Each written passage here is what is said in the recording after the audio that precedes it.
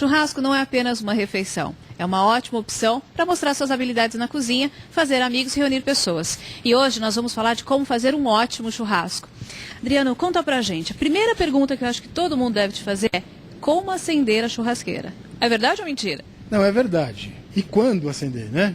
As pessoas perguntam como acender, a escolha do carvão, o que elas usam para acender, que horas ela tem que acender o fogo, né? Então nós vamos aqui exemplificar para você que está em casa umas maneiras de você acender. Por exemplo, ó, você precisa do carvão, evidentemente, você vai abrir o seu saco de carvão, jogar na sua churrasqueira, tanto portátil quanto alvenaria, e você precisa de um gel para acender. Não confunda com o gel de limpeza, aquele que você já tem lá na sua casa.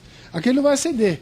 Você vai ficar nervosa com o seu marido, que não está sabendo acender a churrasqueira, mas a culpa não é dele, a culpa é do gel. O gel é que está errado, né? Como é que você escolhe? Olha, toda a embalagem do álcool em gel, ele vem uma graduação alcoólica. Então você observa, ele tem que ser em torno de 76%, 80%. O que você tem em casa, ele está na média de 46 graus. Então não é para acendimento, ele é para limpeza.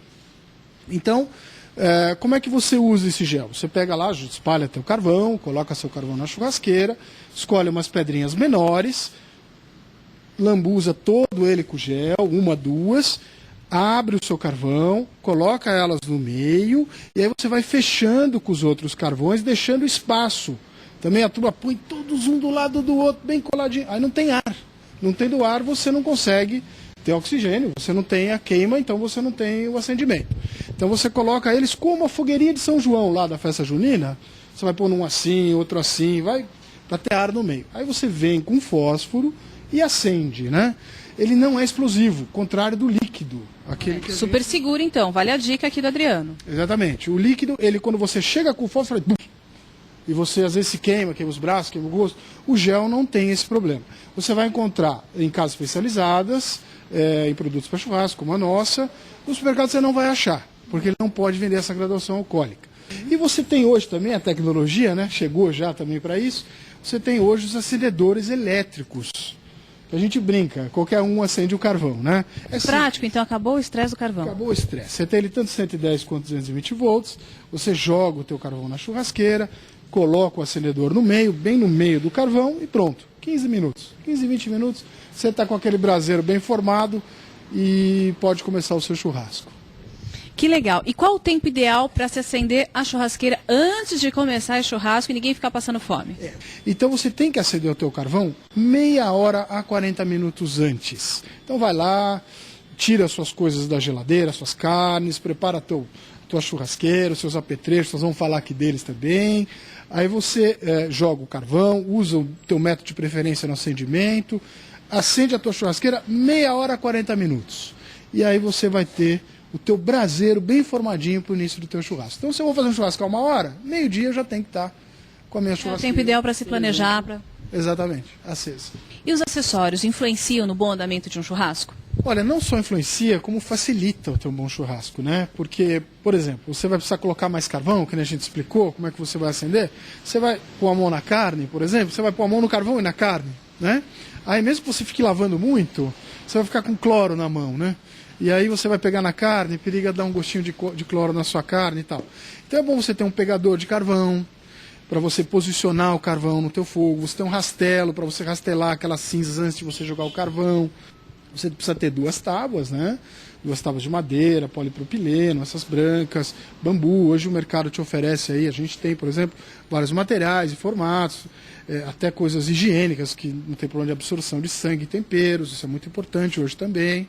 Você precisa ter duas tábuas, pelo menos. Por quê? Você vai trabalhar numa tábua a carne crua, né? Você está ali a picanha, a linguiça, como a gente está aqui, né?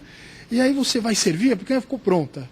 Aí você vai cortar a picanha para as pessoas. Aí você vai cortar em cima da mesma tábua que está com o sangue da picanha crua. Não é legal. Então você precisa de duas tábuas. Uma para você trabalhar a carne, que a gente chama, ela crua, e a outra para você cortar, fatiar, servir o teu churrasco em si, né? Aí você vai precisar no mínimo de duas facas também, para ter uma para trabalhar a carne quente, a outra a carne fria. Você vai precisar de um garfão para você trabalhar. Você vai precisar de um pegador para você movimentar. Você vai precisar da churrasqueira, né? Que hoje você tem as churrasqueiras a carvão, portáteis ou não. Você tem as elétricas, você tem as churrasqueiras a gás, né? Você tem uma infinidade, nós temos aqui, de produtos, em que você vai fazer o teu churrasco. Você vai precisar de uma grelha, espetos, né? A gente vai falar deles em separado aí, de cada um, para que serve cada um. E aí você vai conseguir fazer com mais facilidade o seu churrasco. Com certeza. E aí, depois disso tudo, a gente vai o quê? Para a escolha certa das carnes? Agora nós vamos pro churrasco em si, né? Oba! Como só falando, vamos fazer, né? Bem, a gente vai precisar, acendemos o carvão, né? Então já tem que ter a carne comprada, não vou sair para comprar, né? Eu já tenho que ter a carne. A divisão dessas carnes, eu vou começar com entradinhas, que é legal para o churrasco, porque senão você convida as pessoas as pessoas vão ficar só bebendo ali, você vai servir alguma coisa, né? Uma cerveja, uma caipirinha, um vinho, né? Que vai muito bem. E aí as pessoas vão ficar bebendo e não vão comer nada. Quer dizer, então você tem que servir as entradinhas de churrasco. Combina bem a mussarela para churrasco, as provoletas, que são os queijos, né? O queijo coalho hoje é muito usual. As linguiças toscanas, que ela é fresca. Não vai comprar linguiça curada, né? Eu fui no churrasco, tinha lá linguiça curada e tal. Eu não aprecio, mas tem gente que, né, quem sabe. As linguiças frescas são ótimas, a toscana. A calabresa, a diferença, que todo mundo pergunta, e a toscana e a calabresa? Eu não entendo essa diferença. A calabresa, ela é mais condimentada, mais apimentada. A formulação dela, ela é para quem gosta de uma linguiça mais apimentada. A toscana é ideal. Crianças comem, todo mundo gosta. Agora, se você curte uma mais condimentada, vai na calabresa. Existem até as apimentadas, que são legais também, que elas são mais fortes ainda. Existem as temperadas, você vai encontrar linguiças recheadas de azeitonas, de vinho, com ervas, com queijo, uma infinidade aí, né? A costelinha de porco é uma excelente entrada, né? Um tamanho desse está ideal, tal. O coraçãozinho de frango é uma entradinha legal. O galetinho aperitivo.